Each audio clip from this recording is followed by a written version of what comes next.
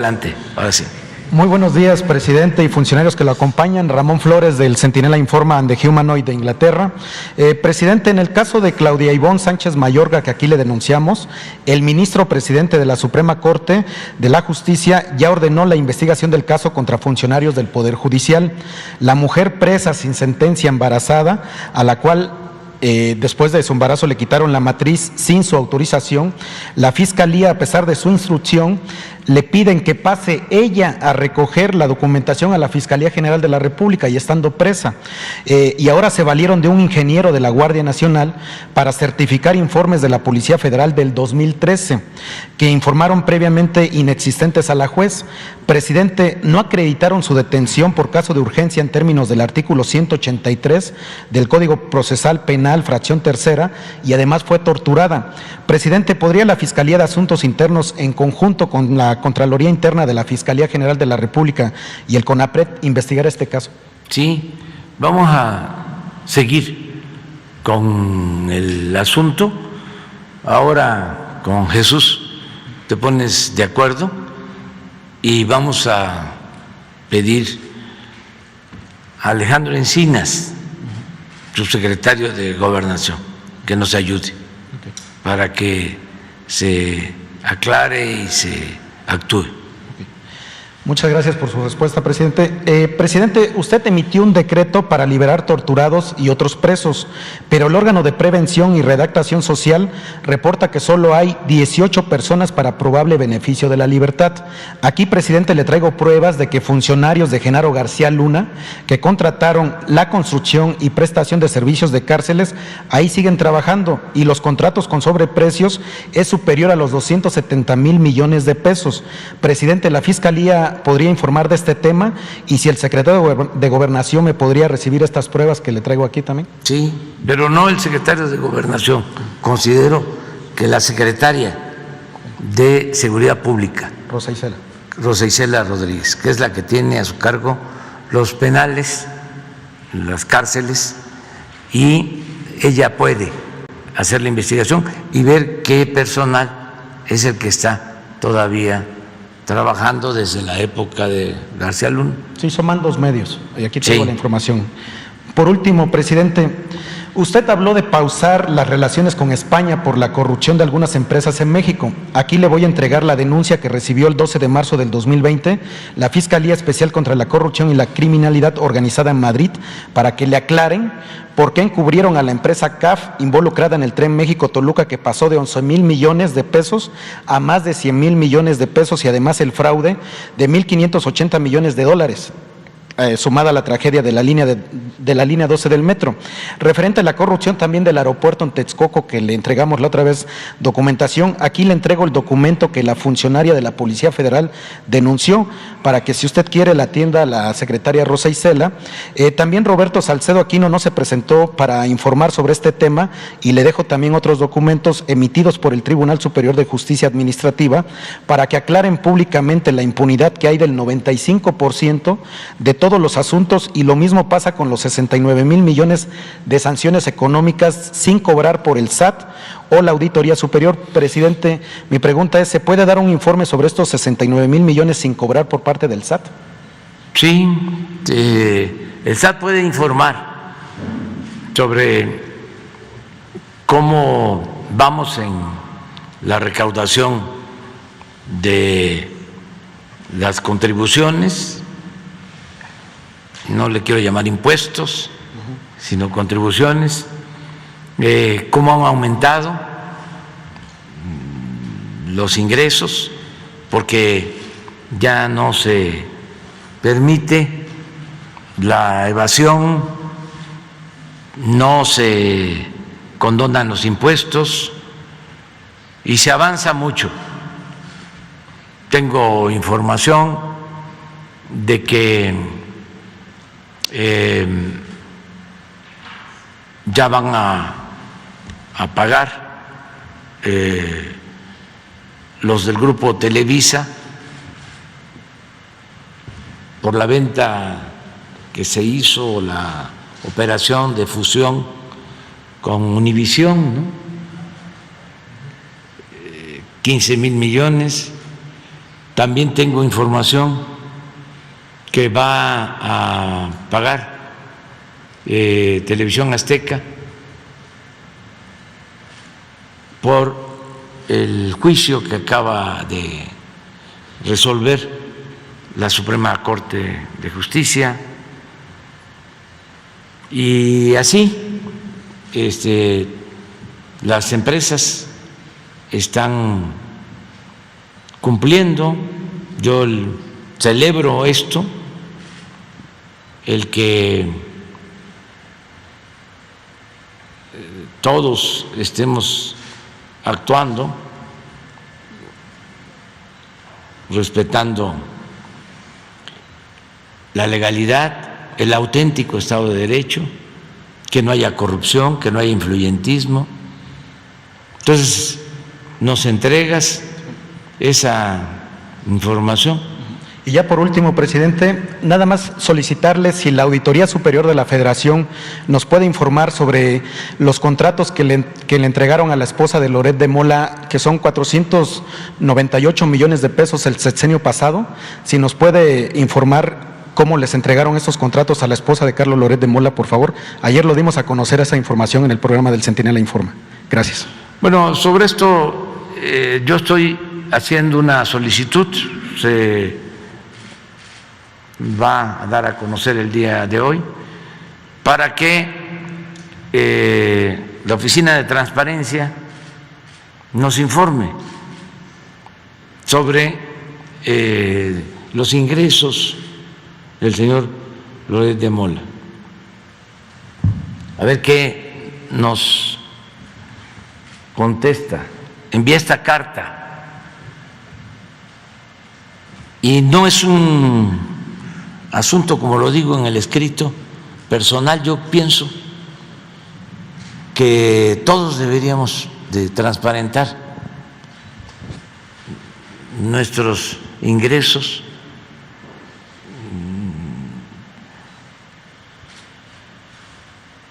los bienes. No debe de haber excepciones. La vida pública tiene que ser cada vez más pública y saber cuánto ganan los periodistas. La mayoría gana muy poco, la inmensa mayoría. Pero hay una élite que está vinculada a la mafia del poder político y económico, que obtienen muchísimo dinero y son un grupo de golpeadores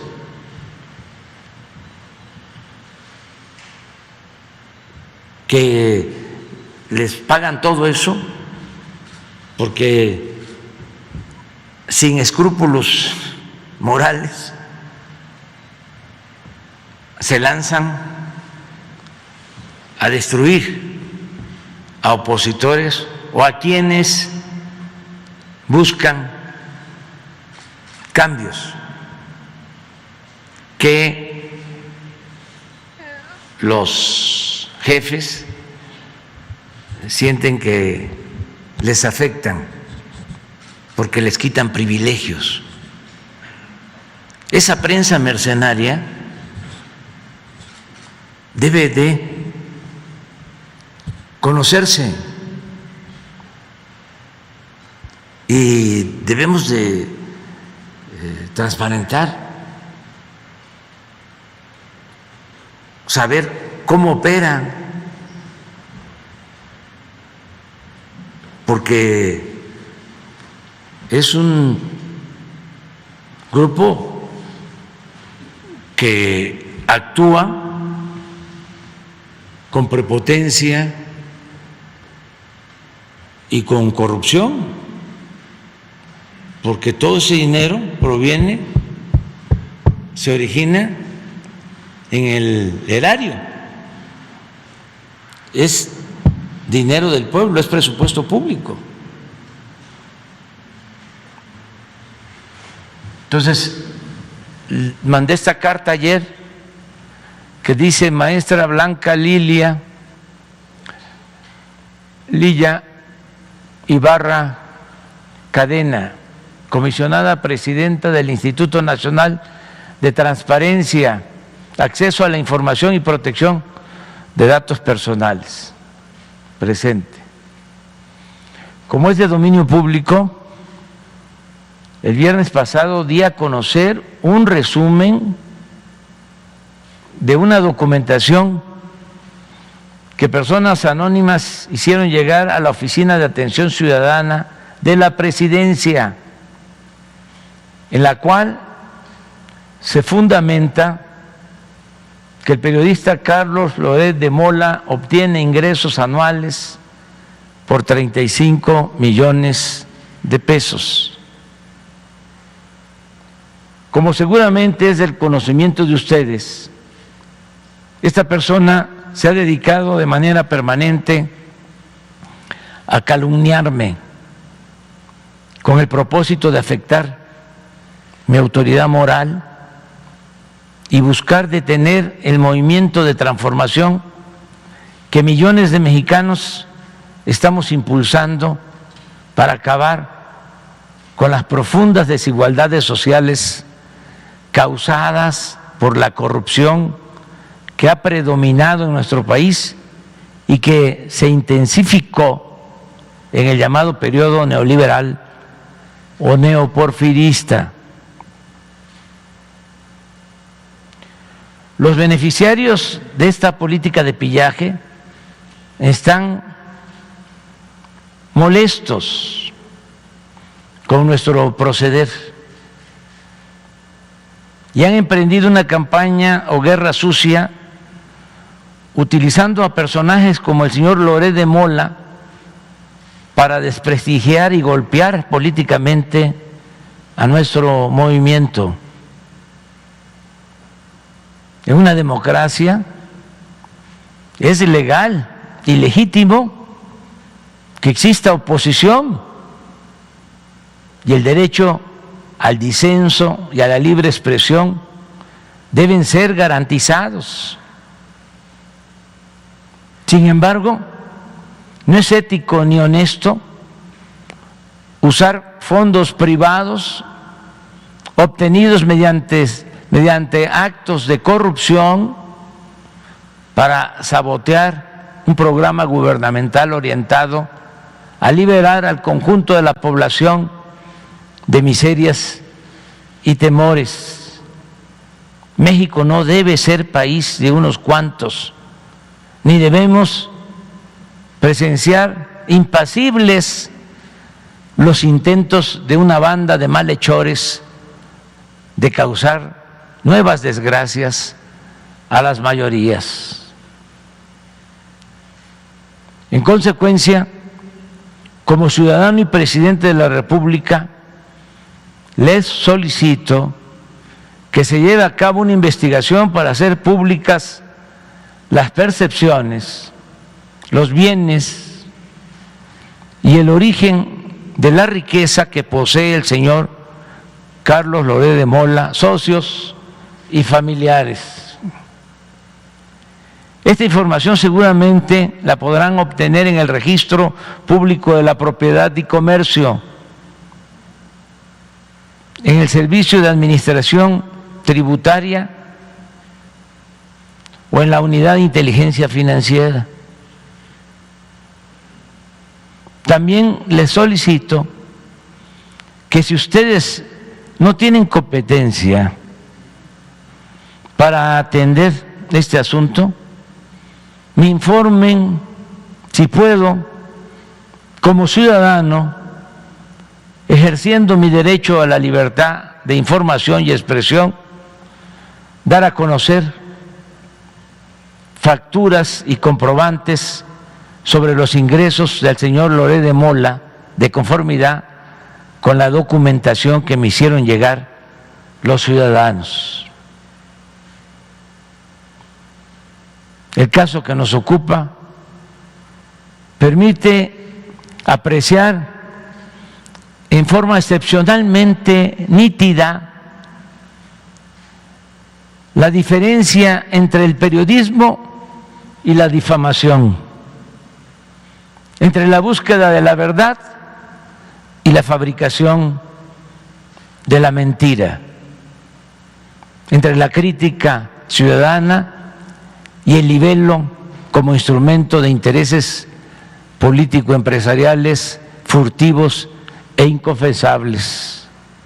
No es pues un asunto menor ni personal que pueda solventarse con argumentos legaloides, sino parte del esfuerzo por purificar la vida pública de México en beneficio de todos, mediante la verdad, la transparencia y la abolición de los privilegios. Ese es el escrito que envié. Vamos a ver la respuesta.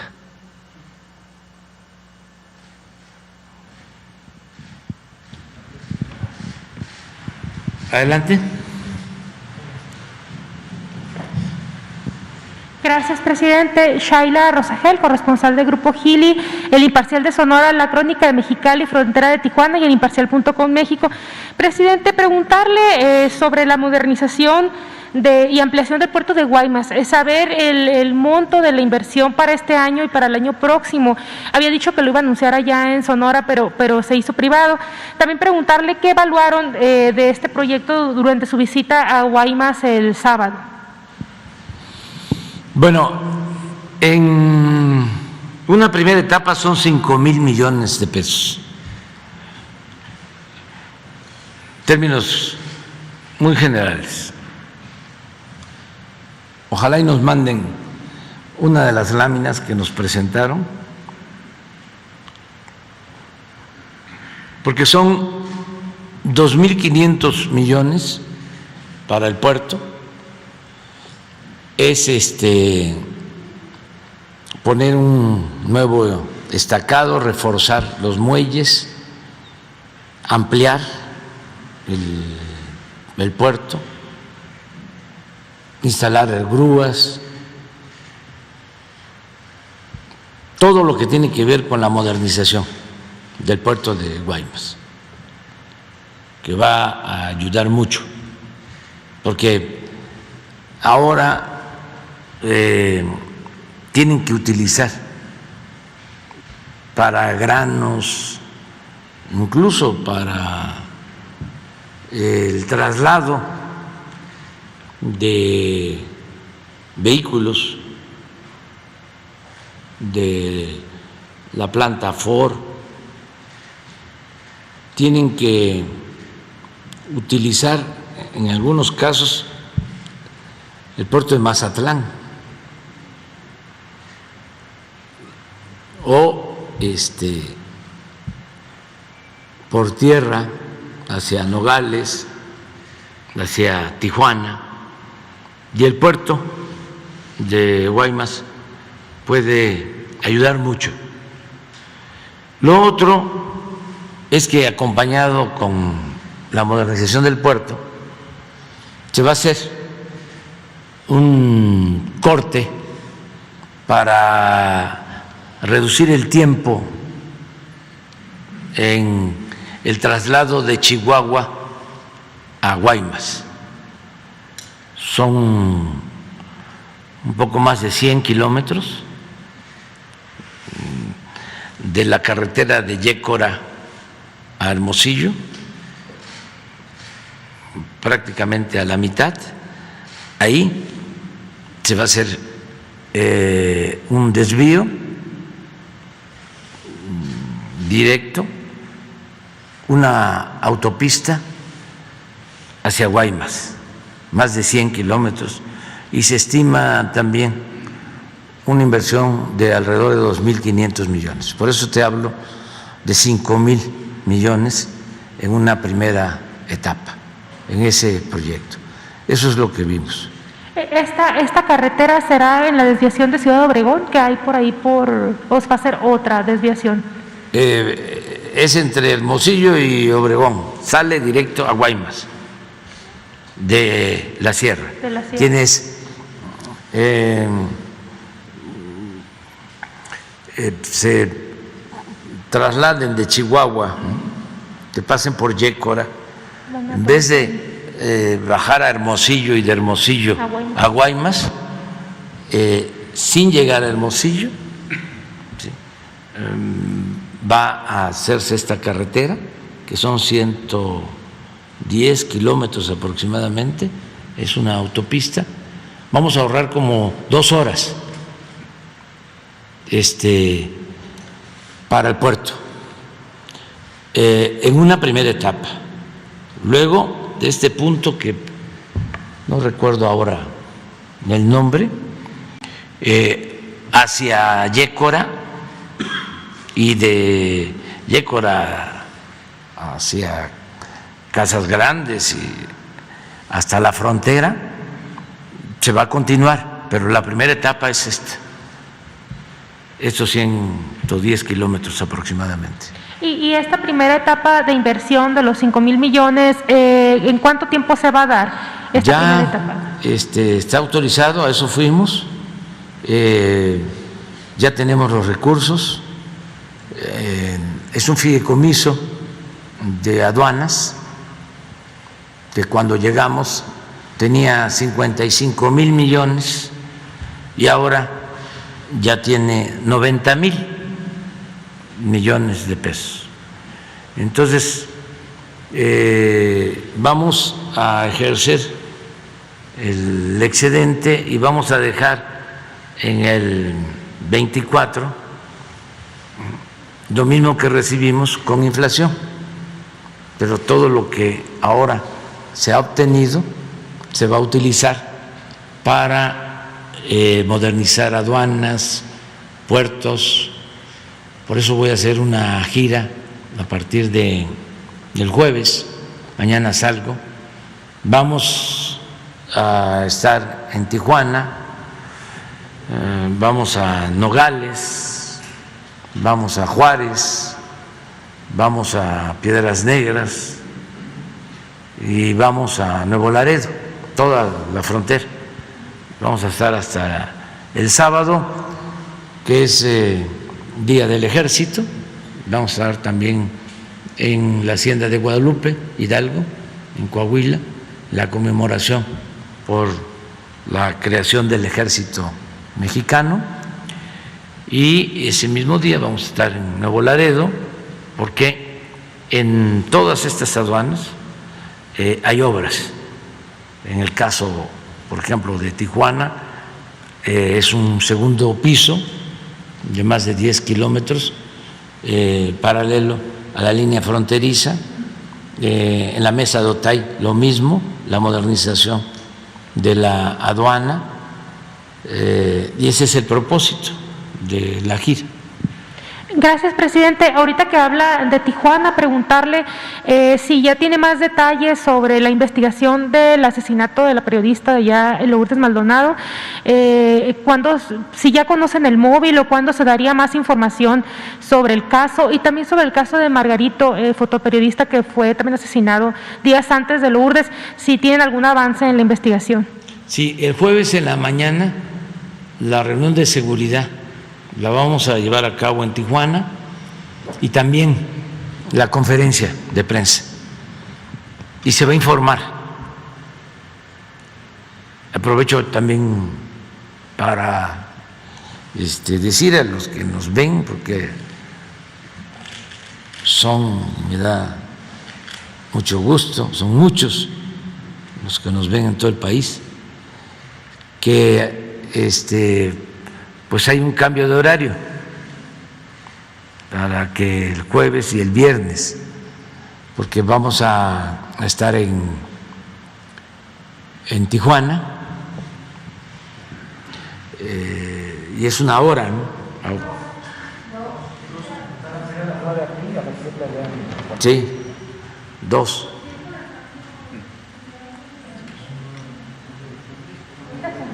Es que es una, ¿verdad?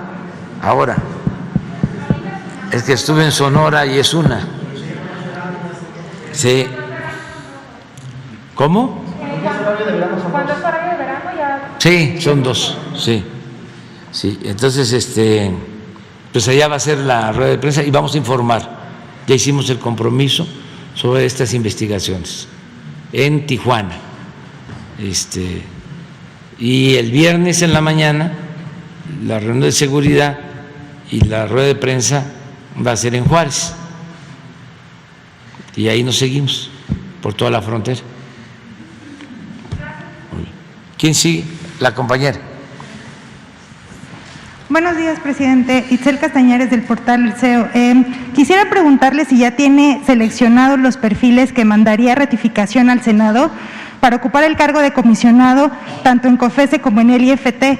Como sabe, el 28 de febrero termina el cargo de tanto de un comisionado del IFT como de la COFESE, y quedaría vacante tanto en COFESE como en IFT el cargo desde el 1 de marzo de este año hasta septiembre del 2031. Saber si ya tiene elegidos los perfiles, si ya están para ratificación y si no, ¿cuándo los elegiría? Y también una pregunta para la secretaria Delfina Gómez, preguntarle si esta información que genera Educatel generará un diagnóstico para saber cuál fue el impacto que tuvieron los estudiantes y los docentes durante la pandemia, y así si eso va a contar para poder hacer los nuevos planes de estudio, y también si esto tendrá que ver con el plan que tiene la SEP para hacer cambios en los libros de texto. Gracias. Sí, ya estamos viendo lo de las propuestas para que se mantengan estos órganos. Ya no nos va a dar tiempo a nosotros, y además genera mucha polémica y se requiere reforma constitucional, y los del bloque conservador ahorita no aprueban nada, pero la verdad que son organismos que deberían de desaparecer. Ahora que estoy haciendo este oficio para la transparencia, este instituto, a ver con qué salen. Pero entonces y es no va a elegir, perdón, presidente, no va a elegir, un poco lo que le estoy pidiendo es que les quiten el presupuesto, pero bueno, no va a elegir entonces es que en perfiles. los dos casos, ¿sí?, fueron estructuras que se crearon para facilitar la privatización, el despojo de bienes nacionales. Este órgano de competencia, la COFESE, acaba de hacer algo que lo considero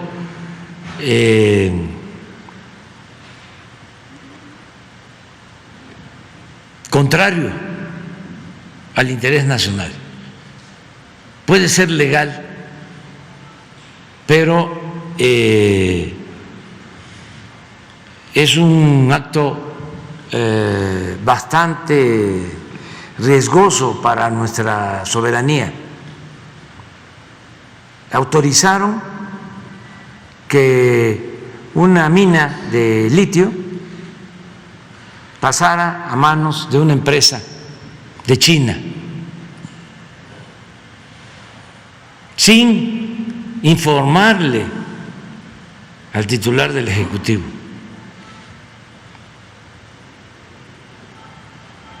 Cuando es muy claro que existe una política de defensa de este recurso mineral estratégico que queremos que sea de la nación. No queremos que lo dominen de otros países, de ningún otro país. Es como el petróleo, es nuestro, el litio. Y sin darnos cuenta, sin que nos informaran,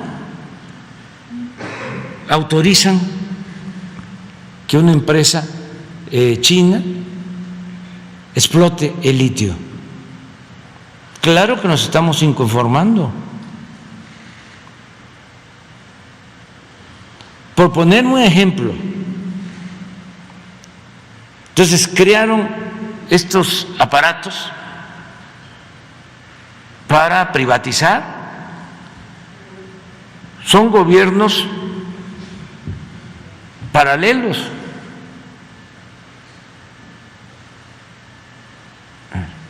Es un poder dual. ¿Y qué sustento democrático tienen? Ese mismo organismo es el que se adelantó a presentar amparos cuando se aprobó la ley eléctrica, la primera ley eléctrica, que llovieron después los amparos, pero ellos fueron los primeros en hacerlo. Entonces, ¿autónomos de quién? ¿Independientes de quién? Son independientes del pueblo, no de los grupos de intereses creados. Entonces, ¿para qué no considera ayuda un organismo así? Sin embargo, fue parte de las llamadas reformas estructurales y quedó establecido en la Constitución porque, como ustedes saben, y esto es importante repetirlo, sobre todo por los jóvenes, se pusieron de acuerdo los partidos conservadores y votaron por estas instituciones de defensa de la política neoliberal o de pillaje. Incluso hasta sobornaron a legisladores, les dieron dinero para que aprobaran la llamada reforma energética. Bueno, eso por lo que corresponde a COFECE. Sí, la competencia. Y el otro organismo, el de las telecomunicaciones, se creó supuestamente para evitar los monopolios. Y se avanzó. ¿Quiénes mandan ahí? Realmente las grandes corporaciones monopólicas. Ya no hay monopolios en la comunicación.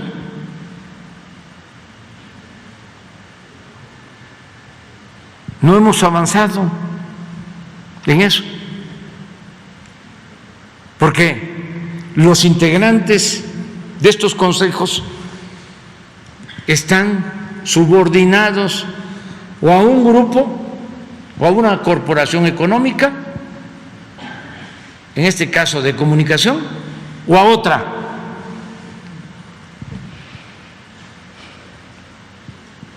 No tenemos internet. Si se creó este organismo, se hubiese establecido entre sus funciones el promover que se creara una red para dar el servicio de internet en todo el país. No.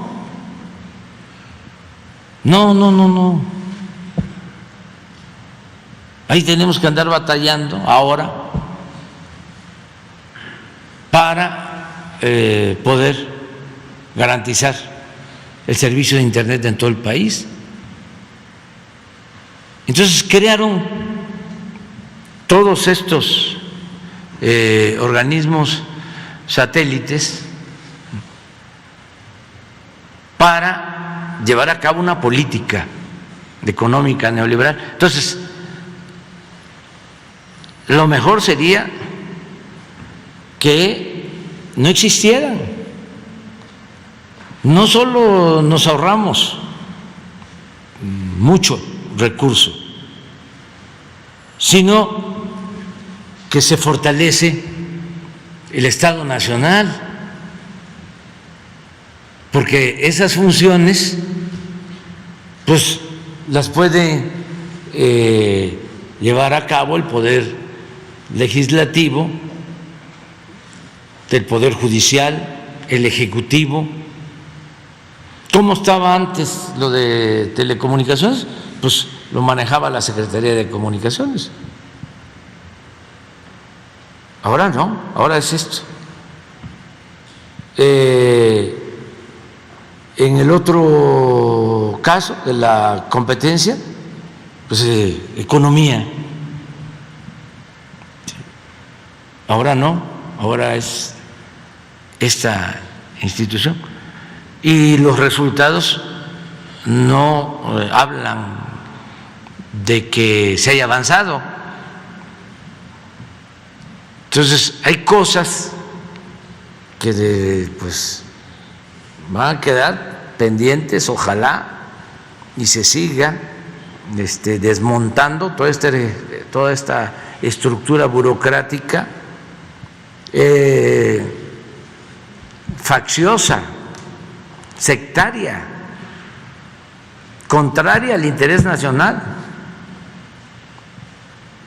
porque el Instituto de la Competencia está creado para maniatar a la Comisión Federal de Electricidad, a una empresa pública, para darle preferencia a los particulares. Y están creadas estas instituciones con ese propósito, de elevar a rango supremo los intereses particulares y hacer a un lado el servicio público, los intereses públicos, los intereses de las mayorías. Entonces, sí hace falta una reforma administrativa, más que pues el día del aniversario de la promulgación de la Constitución en Querétaro dije que teníamos como opción, y la política siempre es opción entre inconvenientes, es optar entre inconvenientes. Teníamos como posibilidad de hacer una nueva Constitución, porque la que se tiene, la que está en vigor, la que se aprobó en 1917, en los últimos tiempos, en el periodo neoliberal, la modificaron para beneficio de las minorías, para legalizar la corrupción. Pero analizamos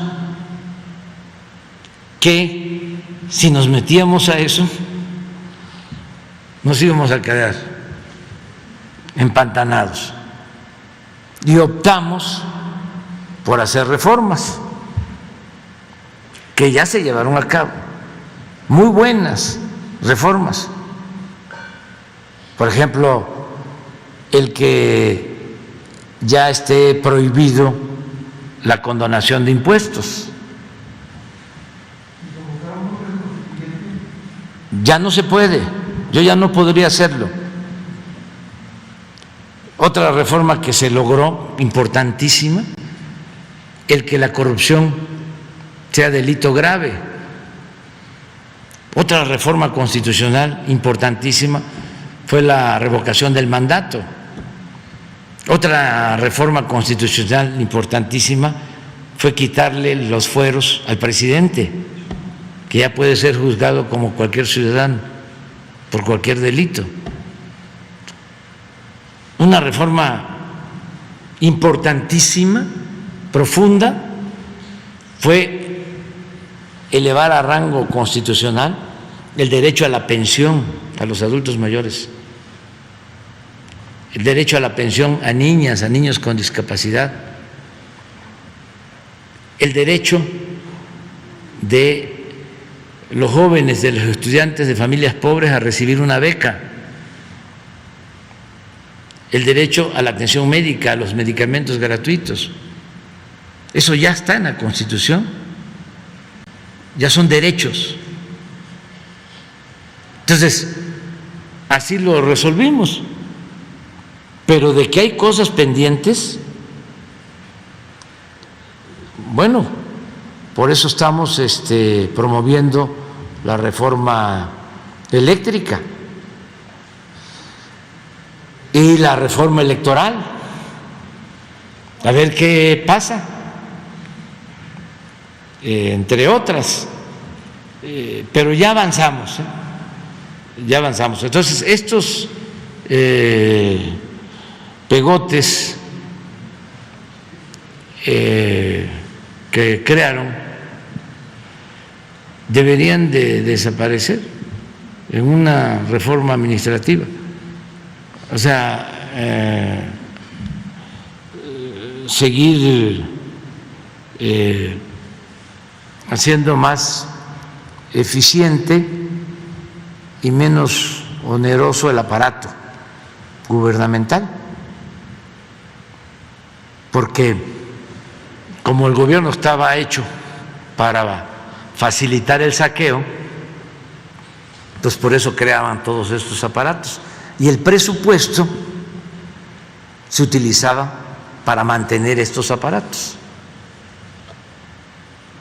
porque el gobierno no tenía como función servirle al pueblo, el gobierno tenía como función servirle a los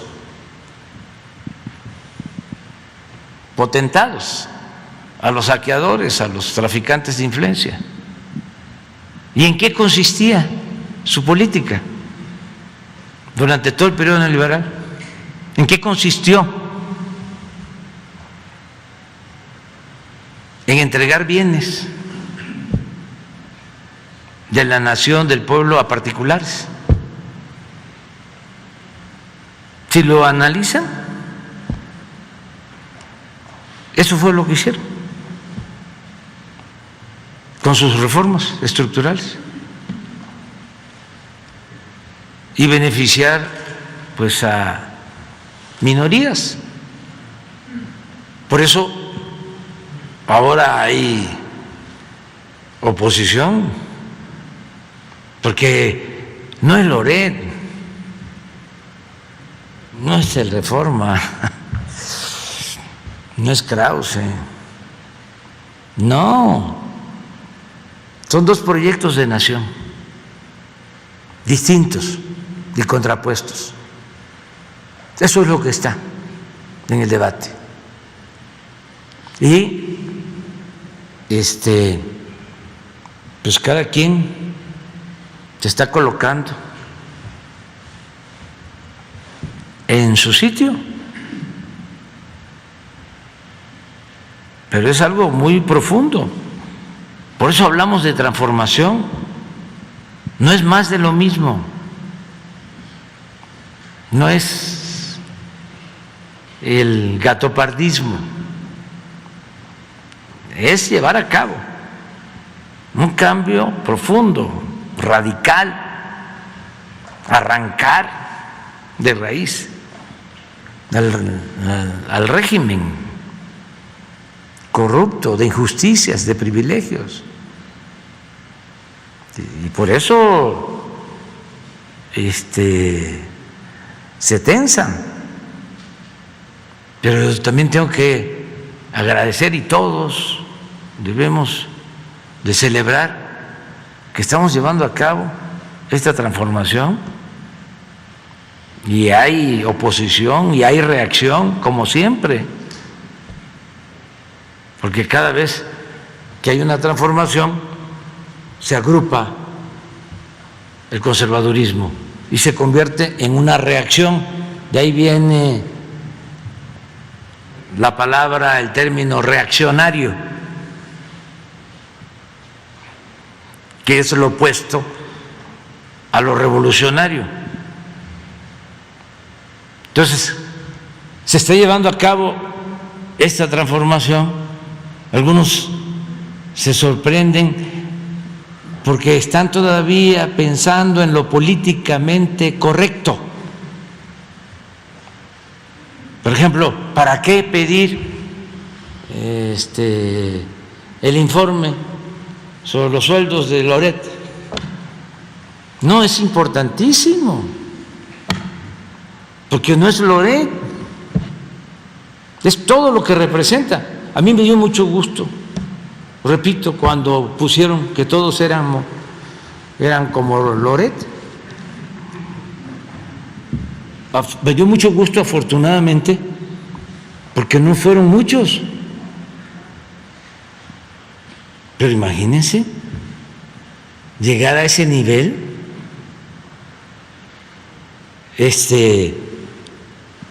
y fue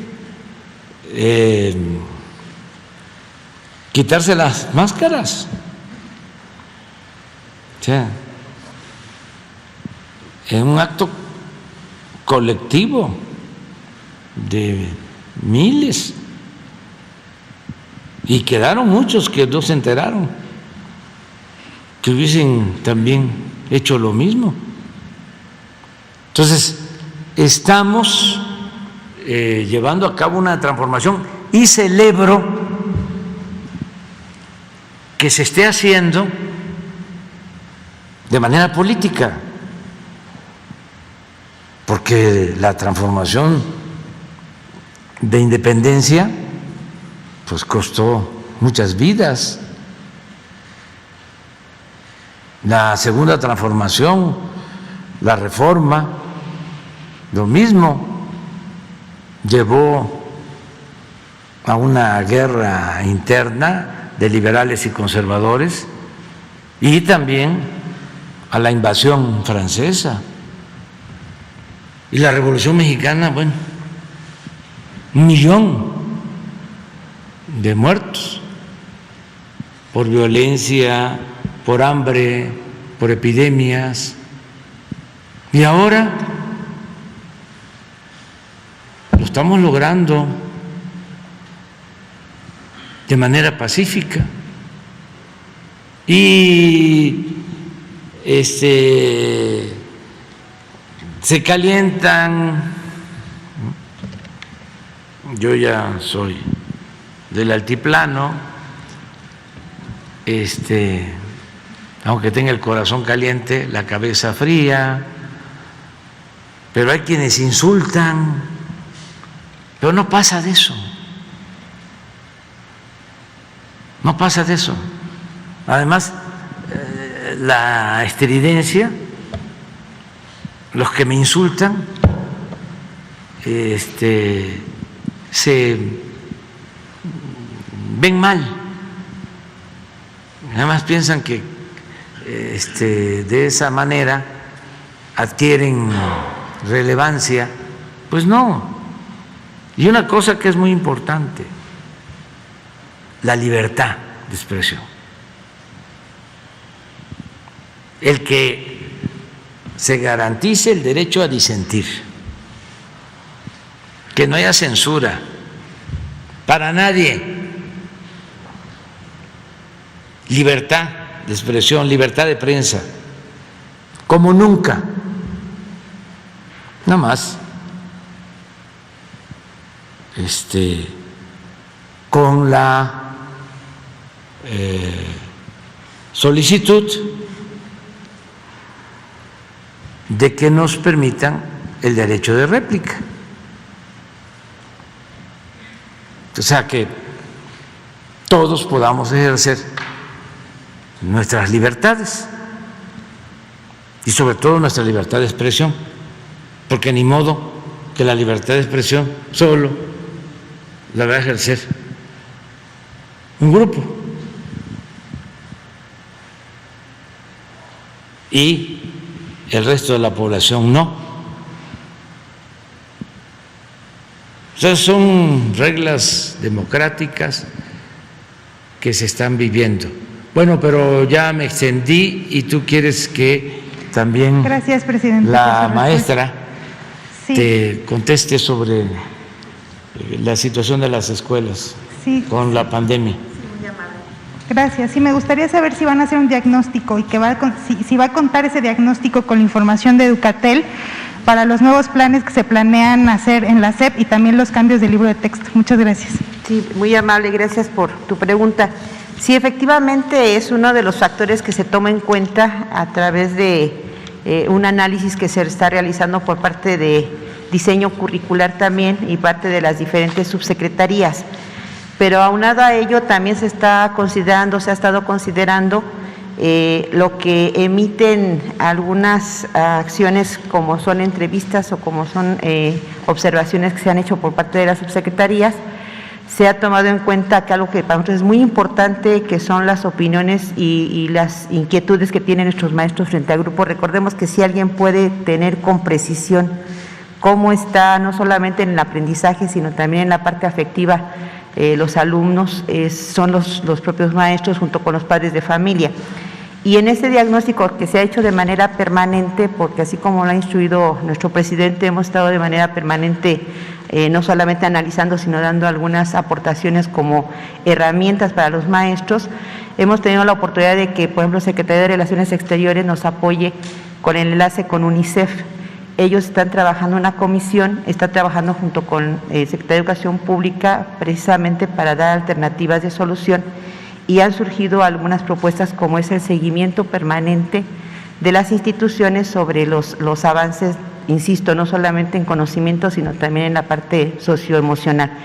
Junto con ello también tenemos la Secretaría de Salud, que nos ha hecho favor también de apoyarnos. Ellos crearon un manual que se llama ECOS, que en donde los maestros que lo quieran utilizar, porque obviamente es una herramienta, diario tienen una actividad no solamente para manejo de emociones, sino también para manejo y cuidado de la salud, precauciones ante la cuestión de pandemia.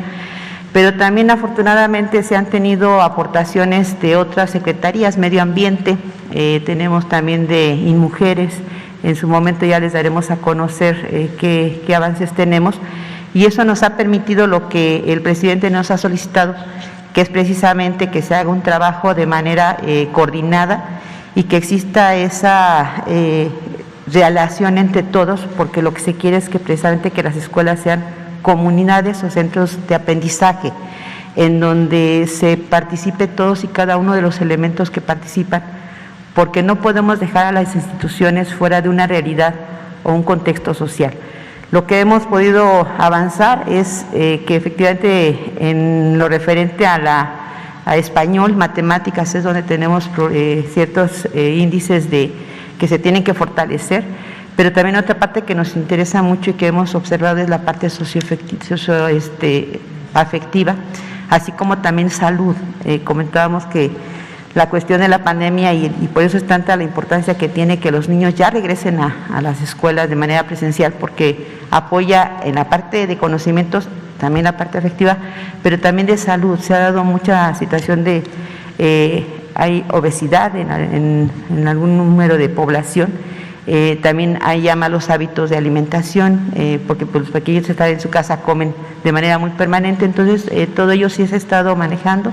Tenemos, asistimos a las reuniones de salud todos los lunes y jueves, y ahí es donde nos damos la oportunidad de intercambiar con las secretarías diversas estrategias para poder fortalecer lo que es el proceso educativo, no como conocimiento, sino como un proceso general. ¿Sería cuánto? ¿Perdón? No te escuché. Gracias.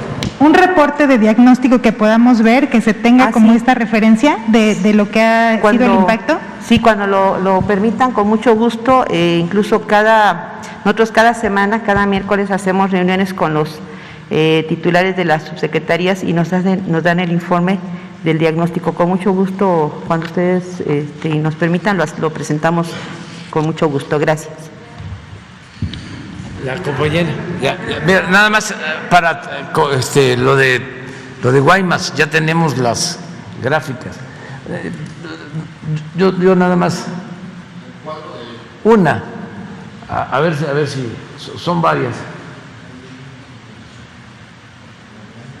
A ver si la vas pasando. A ver, mira, aquí está, este es el camino. De Coripa. Guaymas, este es el camino. Para acá está Yécora. Chihuahua. Entonces, quienes se trasladan de Chihuahua, Madera, que ya es Chihuahua, de otros municipios de Chihuahua, de la misma capital, o hacia el norte, Casas Grandes, tienen que utilizar este camino, llegar a Hermosillo y bajar a Guaymas. Entonces, esto son 100 kilómetros. Es lo que queremos hacer.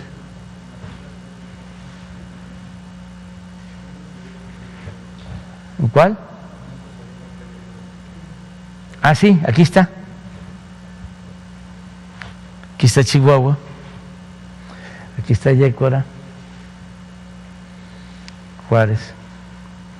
Y esto es lo primero que vamos a hacer. Pero vamos a modernizar, bueno, hasta donde nos toque a nosotros. El propósito es modernizar toda la carretera, todo esto, para fortalecer Guaymas, que es un puerto histórico, tenía mucho auge y se abandonó, y ahora tiene en sus muelles fracturas, está en muy mal estado. Entonces se va a rehabilitar. No sé si tengan ahí la otra lámina. Adelante, este es el puerto, adelante. Esto es parte de lo que se va a llevar a cabo. Se van a anexar 2 terrenos, uno de la Comisión Federal de Electricidad y otro de Fonatur. A ver, regrésala. Mira, esto es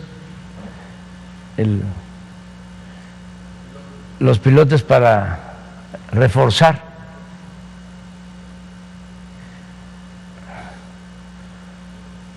y ese es ya todo el proyecto, que incluye también vialidades y resolver problemas urbanos también en Guaymas. Pero hay otro que es una a ver, regresa, creo que no, otro que es una primera etapa, síguele. No. Esta es la primera etapa, lo que hablábamos. Primera, segunda etapa, lo que es Guaymas y la carretera, 5.482.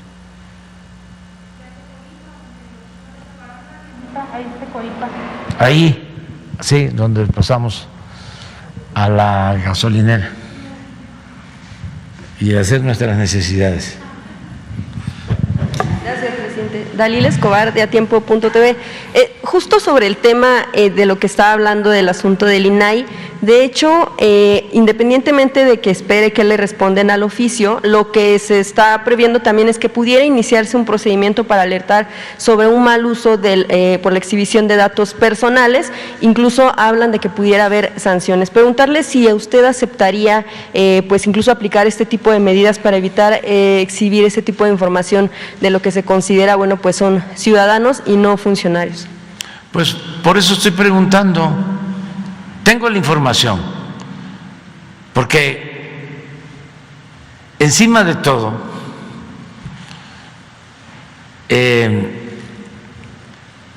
le ponen al cintillo de apoyo a Loret de que son supuestos ingresos. Entonces no, yo no podría dar a conocer algo si no tengo las pruebas, imagínense.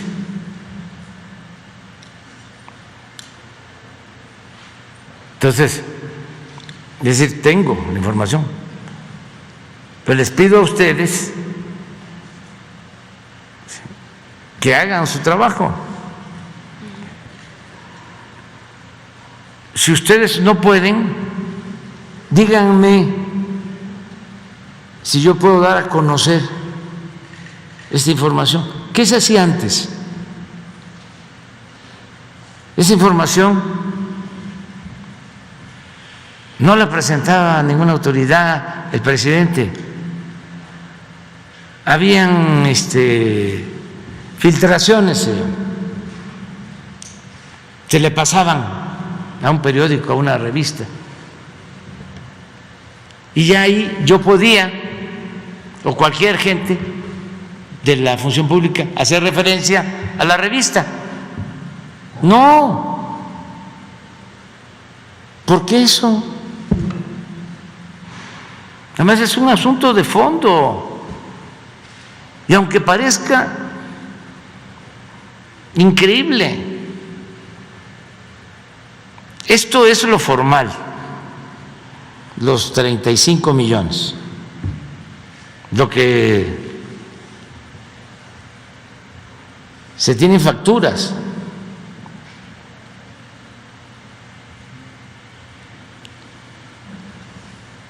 No nos estamos metiendo con bienes.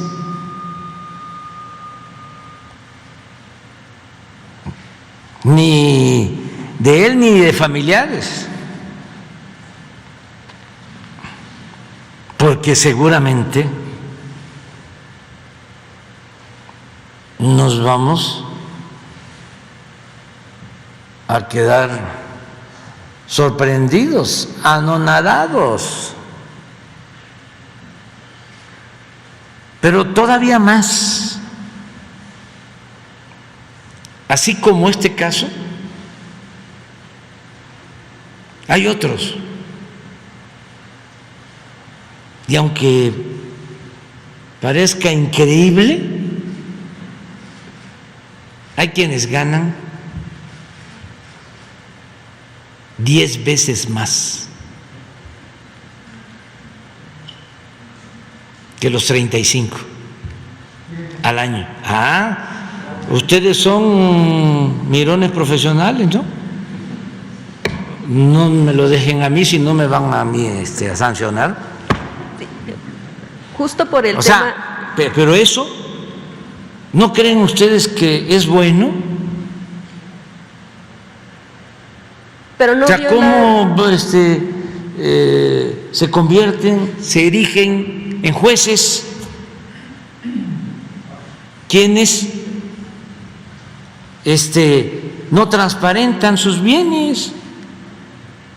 Por eso hablo yo del Instituto para promover la corrupción. ¿Cómo se llama el instituto? Mexicanos para defender la corrupción. ¿Por qué les digo así, Mexicanos para defender la corrupción? Porque se llaman mexicanos, ¿qué? Contra la corrupción. Pero a ver, les pregunto a ellos, al señor Claudio X González, a la señora Casá, María Amparo Casá, a ver, ¿qué no es corrupción recibir dinero del gobierno de Estados Unidos para hacer labor de zapa en contra del proyecto de transformación que estamos impulsando millones de mexicanos en beneficio de nuestro pueblo y de nuestro país? Eso no es corrupción, es hasta traición a la patria.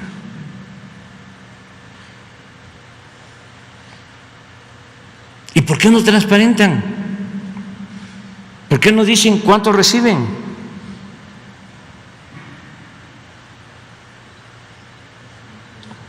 Entonces, ¿con qué autoridad moral van ellos a juzgar a todos?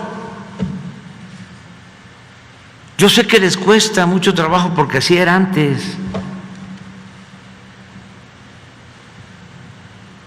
Tenían sometidos a todos.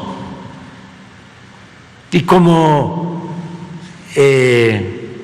predominaban los corruptos, los tenían agarrados y los hacían papilla al que se atrevía a enfrentárseles. Y esto es un fenómeno mundial. Es un poder mediático, mafioso, perverso,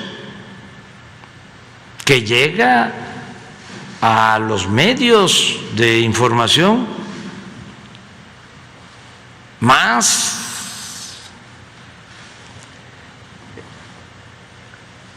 conocidos en el mundo.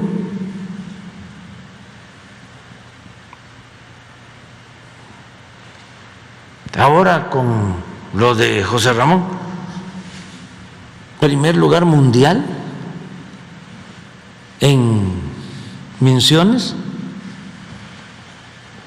¿De dónde? En Twitter.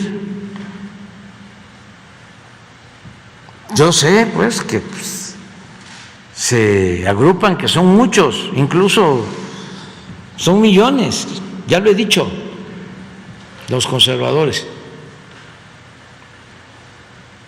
Pero que de todo el mundo se hayan manifestado.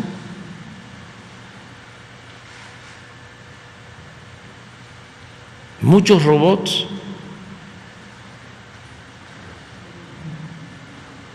Entonces, vamos a esperar a ver qué dice la transparencia. Sí, porque de lo que mencionan es que se vulneraría, en todo caso, se sentaría un precedente para vulnerar la protección de datos personales y en todo caso pudiera ser sancionado más bien el Ejecutivo por mostrar. Pues imagínense, lo que yo estoy dando a conocer tiene que ver con dinero público. No es nada más el señor Loret, es que ahí está Latinos. Están metidos con el negocio de las medicinas. Sí, por eso es interesante la investigación.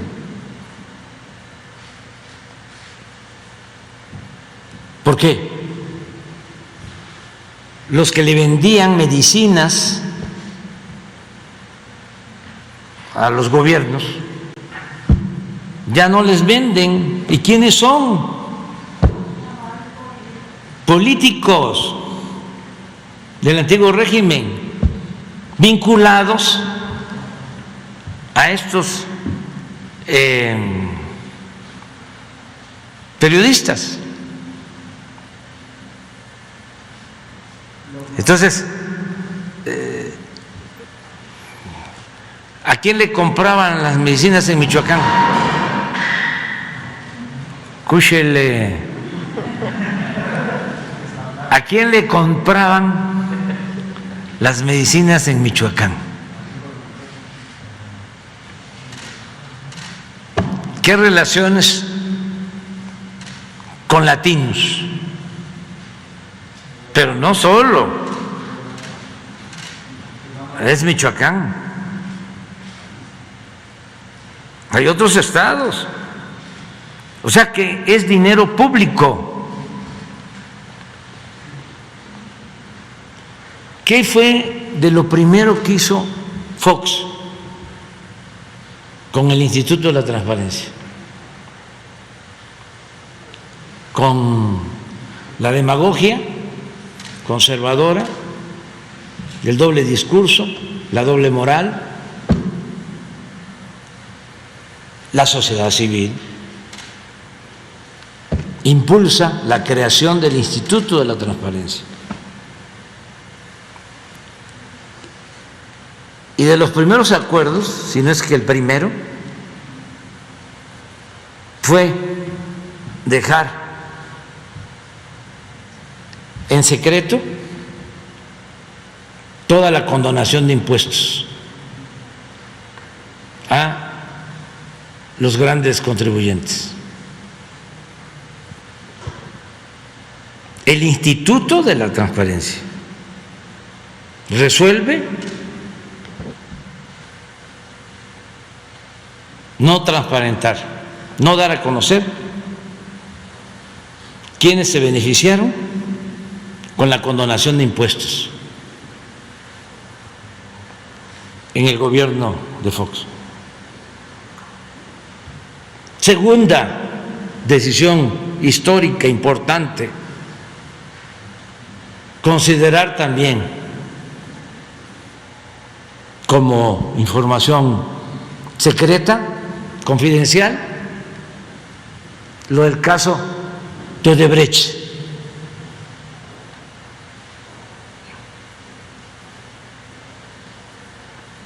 Entonces, vamos viendo todo esto. Los servidores públicos, todos, a dar a conocer. Hay una ley de austeridad aprobada por nosotros, o mejor dicho, aprobada por el Congreso y enviada como iniciativa por el Ejecutivo, donde se tienen que dar a conocer los bienes, sueldos, patrimonios, todo transparente. ¿Y el poder económico? No, que era el que mandaba. ¿Y los voceros del poder económico? Tampoco.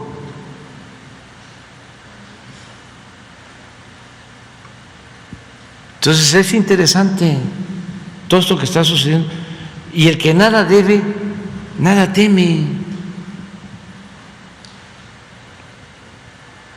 Deberían de salir a decir todos, ¿a ustedes qué les va a preocupar? Ustedes salir a decir qué tienen, cuánto ganan.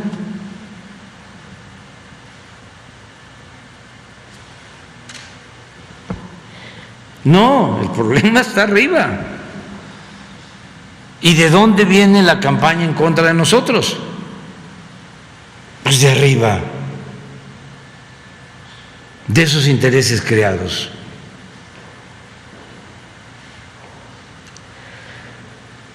Pero en fin. Gracias, presidente. En un segundo tema, bueno, pues ya en las últimas horas el gobierno español habla sobre este debate que también se presentó en torno a la pausa en las relaciones, pero ellos dicen que lo que buscarían en todo caso es acelerar la relación con México para que, bueno, pues se vaya mejorando pues este ambiente de inversiones, etcétera. De hecho, el propio ministro español de Exteriores, José Manuel Álvarez, ha dicho que incluso algunas de las declaraciones aquí dichas pues han sido injustificadas y considerarían que para mejorar la relación o acelerarla no debiera haber más de este tipo de mensajes. Preguntarle si ya con esto bajaría el tono de pues estas declaraciones que se dieron en torno a si pausar o no pausar, y en el caso del gobierno español que está pidiendo más bien acelerar este asunto. Bueno, ya hemos dejado en claro que nosotros respetamos mucho al pueblo español, que una cosa es el pueblo español, otra cosa es el gobierno y otra cosa es la monarquía. Son distintos. Y respetamos mucho al pueblo español, y también otra cosa son las empresas españolas.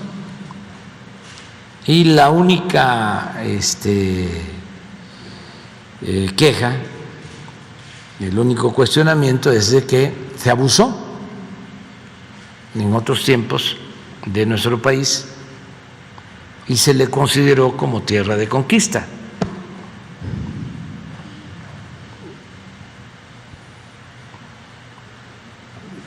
Por las empresas y por el influyentismo político que se llevaba a cabo arriba, en la cúpula de los poderes, tanto de España como de México. Entonces, eso ya no se permite, y eso es lo que se ha decidido pero no se rompe la relación. Se decide entonces sobre los contratos, o sea, la pausa Sí. será a contratos de empresas españolas, Sí. esa es, no diplomático, no político, solo Las en cuanto- empresas españolas y los contratos y el influyentismo, porque si ustedes investigan, que sí investigan, pues van a encontrarse cosas completamente, para decirlo amablemente, usar un eufemismo, irregulares en todas las obras.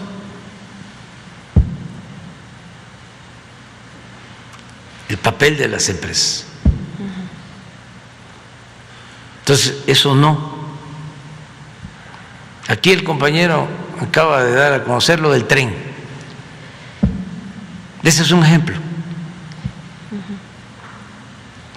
¿Cómo se hace un estimado de que el tren Toluca, Ciudad de México, iba a costar 30,000 millones y va a terminar costando 90,000? ¿Y qué empresa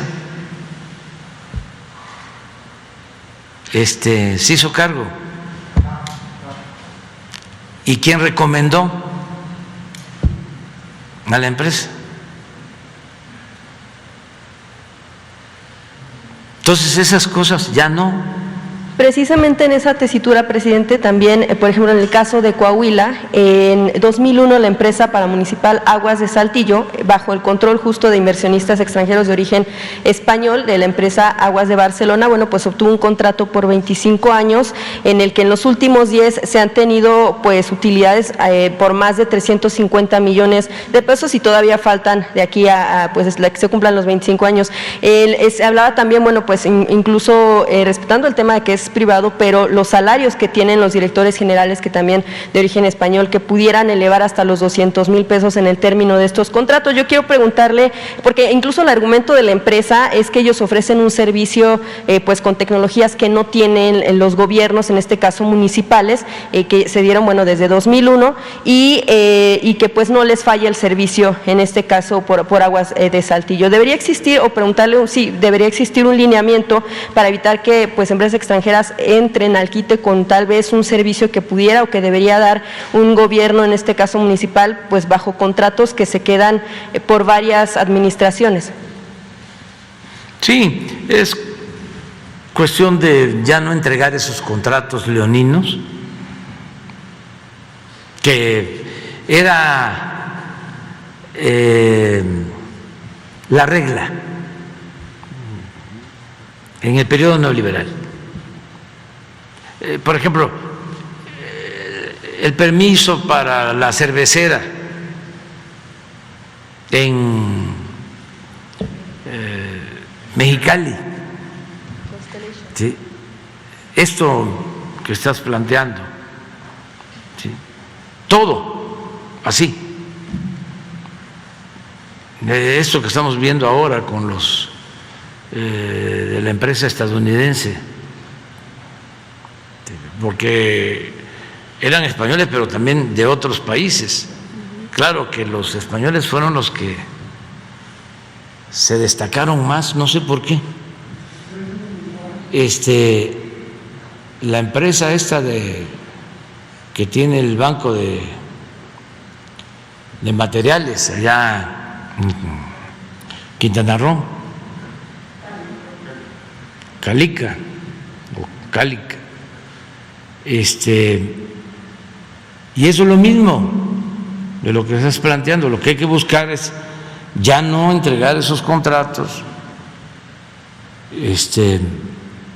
que no nos roben, no permitirlo, ni no aceptar a los, le llaman lobistas. ¿Saben que, por ejemplo, Repsol o Iberdrola contratan políticos. Un poco lo que hace aquí FEMSA, que tiene también políticos. Y en España no queremos pleito, ¿eh? No se vaya a malinterpretar. Pero contratan a dirigentes del Partido Socialista Obrero Español, del PSOE. Con todo respeto, pues por eso el conservadurismo está creciendo como la espuma. ¿Pero dónde está la diferencia?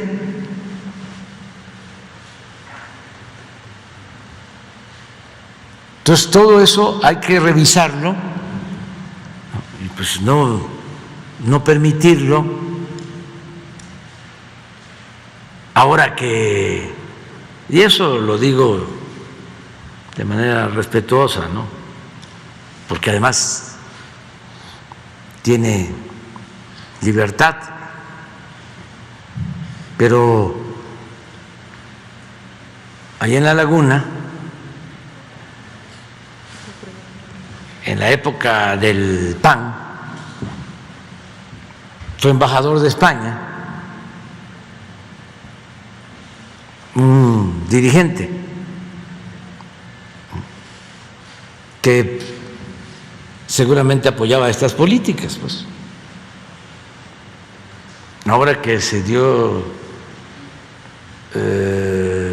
ese debate, o como se le llame, él salió a cuestionarme. Pues sí, porque tenemos posturas distintas, ¿no? Fue embajador de México en España. Sí, el señor Jorge Cermeño, que lo respeto y que además tiene todo su derecho. Pero son cosas distintas. Ya no es así. Y Marcelo Ebrard está a cargo de la diplomacia y ha estado hablando con los funcionarios de España, los de la Cancillería, y no hay ningún problema. Y desde luego que se puede invertir en México y hay condiciones inmejorables. Ayer estuvo Paolo Roca, un inversionista que se dedican a el acero. Su empresa se llama, la de Paolo Roca, que compraron Tamsa, Ternium. Me vinieron a decir de que van a ampliar su planta de Nuevo León y que van a invertir $1,000 millones. Y se dedican ellos a la fabricación de tubería y a la industria automotriz, al abasto de acero para la industria automotriz. Y en sus estudios, análisis de mercado, ven para México un futuro promisorio en lo económico, en lo comercial. Me vinieron a informar sobre eso. Entonces esto significa empleo, significa bienestar. Además lo estamos constatando. Ya se van a dar a conocer los datos pronto sobre inversión extranjera y sigue creciendo. Y miren, en enero hubo récord en creación de empleos Y miren cómo vamos en febrero. ¿Por qué no pones febrero?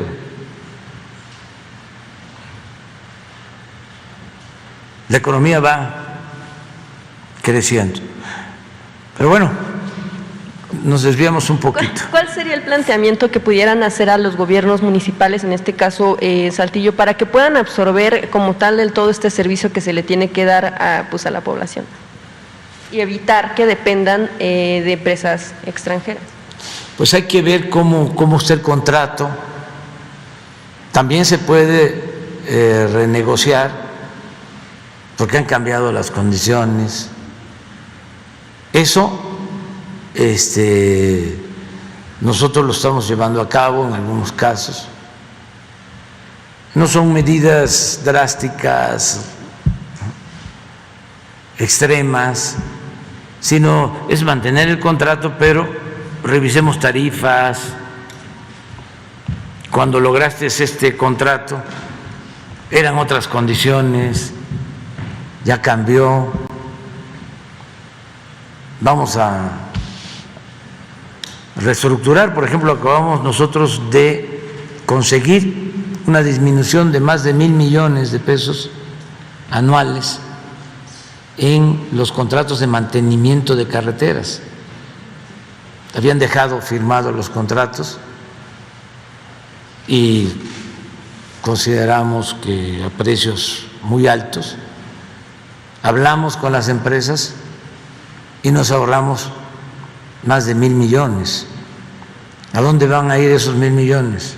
Los vamos a ir a entregar a la montaña de Guerrero el domingo para caminos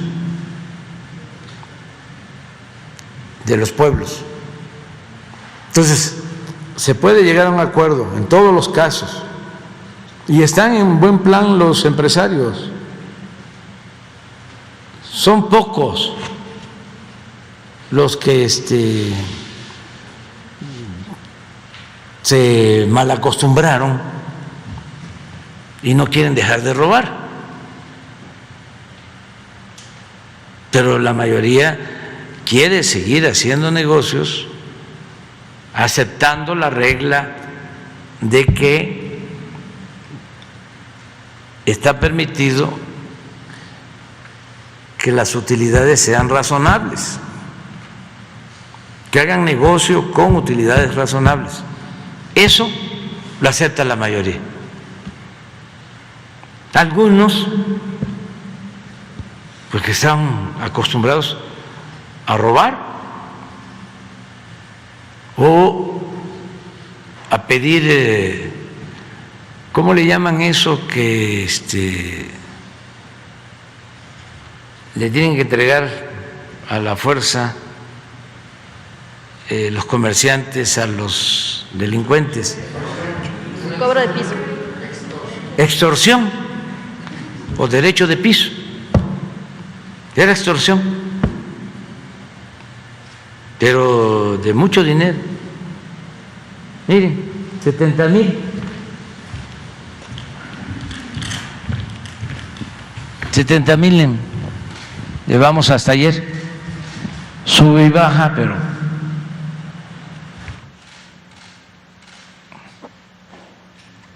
nuevos empleos, febrero.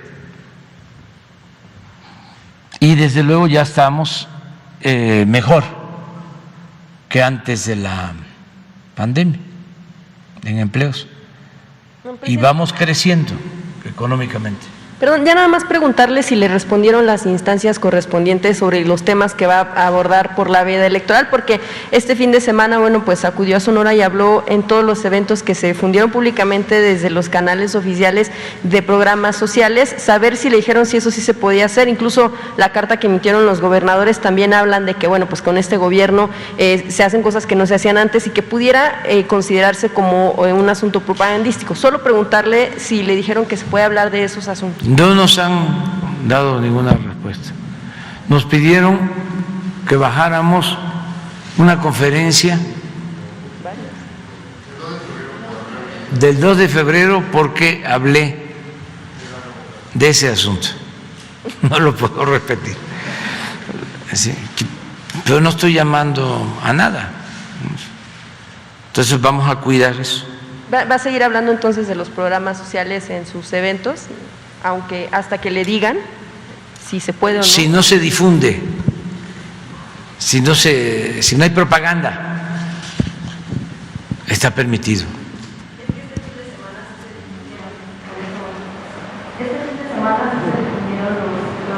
Los eventos los que hablaban del programa social. Sí, pero no es propaganda, no. O sea, fuimos pues a Yécora y con los Eris y con los Yaquis, pues son programas de bienestar, ¿sí? No tiene nada que ver con lo electoral, nada absolutamente. Son derechos sociales, es como lo de la salud, la educación, pero en fin. Bueno, ya me pasaron mi recado, que se me terminó el tiempo.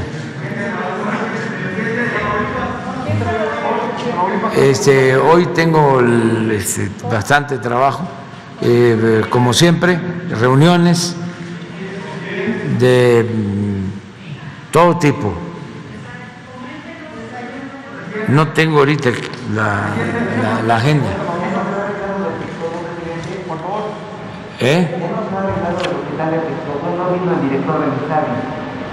Te van a informar hoy. Ya quedamos, sí. Es que por cuestiones de tiempo, hoy te informan, te adelanto, ya está funcionando, tenías razón, se empezaron a atender cesáreas en diciembre, a finales de diciembre, pero ya ahora está funcionando. Ya hoy, sí, al 100%. Te van a informar y después de que veas el informe, si consideras que no es cierto, nos dices. Muy bien, nos vemos. Hasta luego.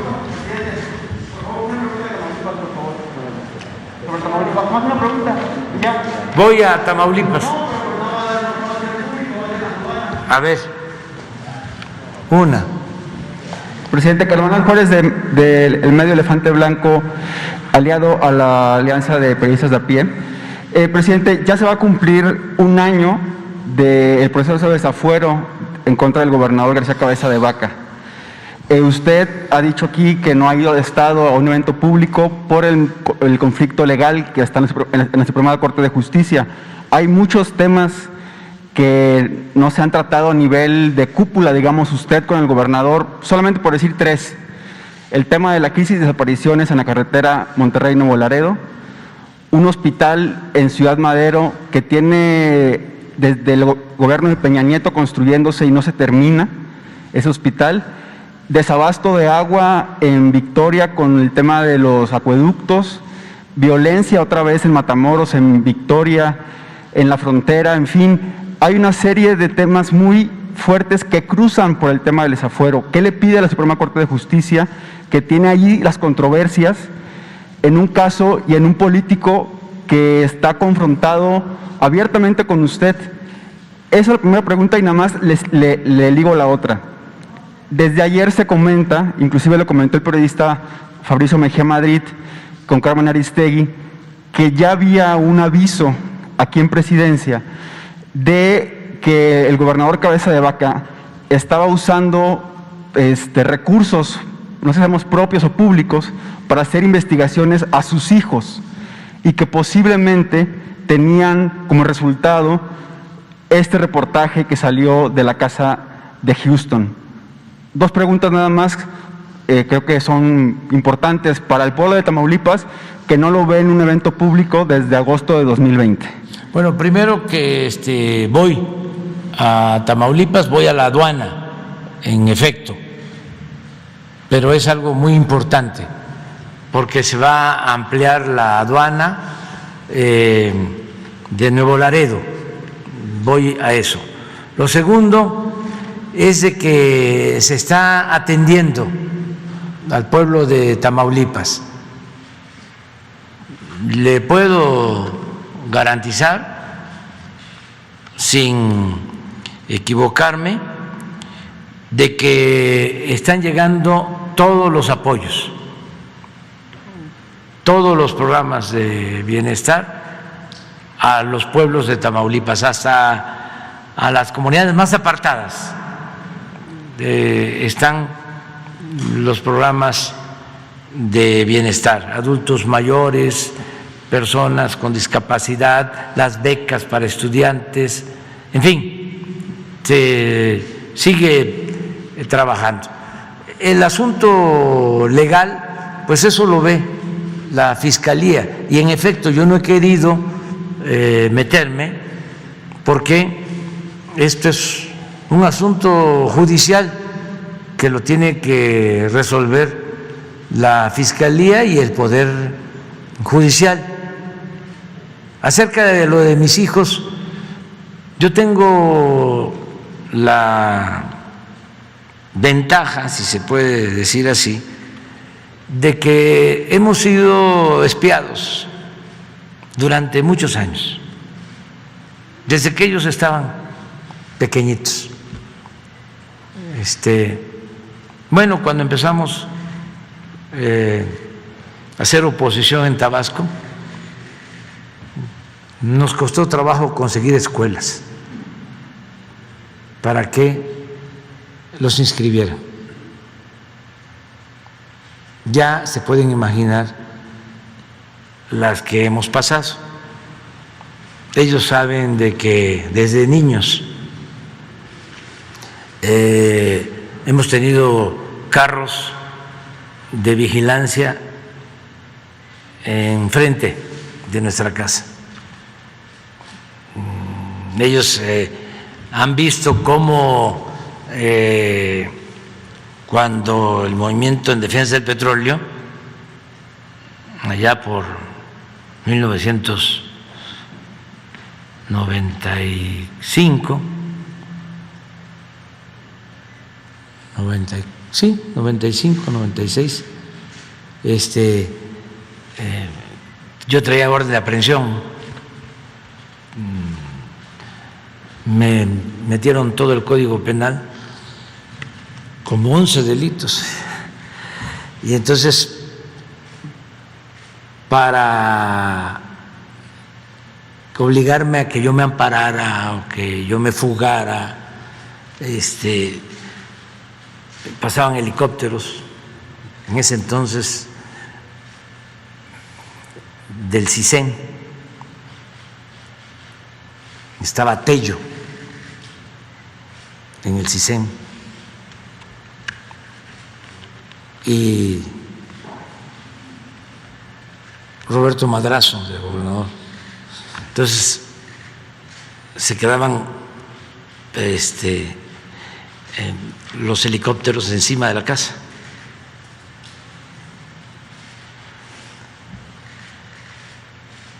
Le agradezco mucho a Lourdes Galaz, una periodista, y a Carmen Lira, que los fueron a buscar.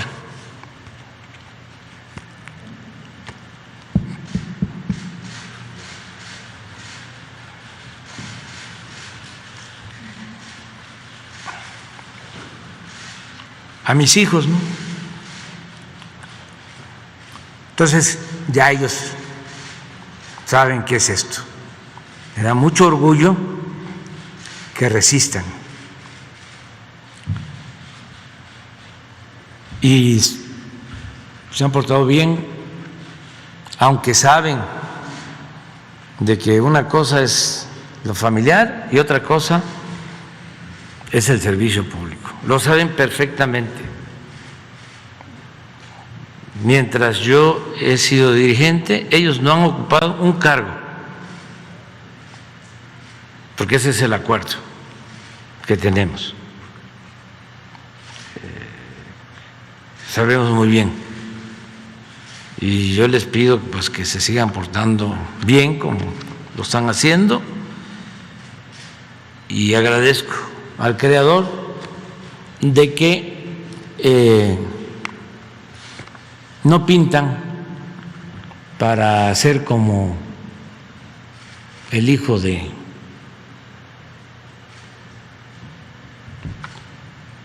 José María Morelos, del cura Morelos, que tuvo un hijo, Juan Nepomuceno Almonte, que se volvió traidor y se pasó al bando de los conservadores. Eso es todo. Ahí nos vemos.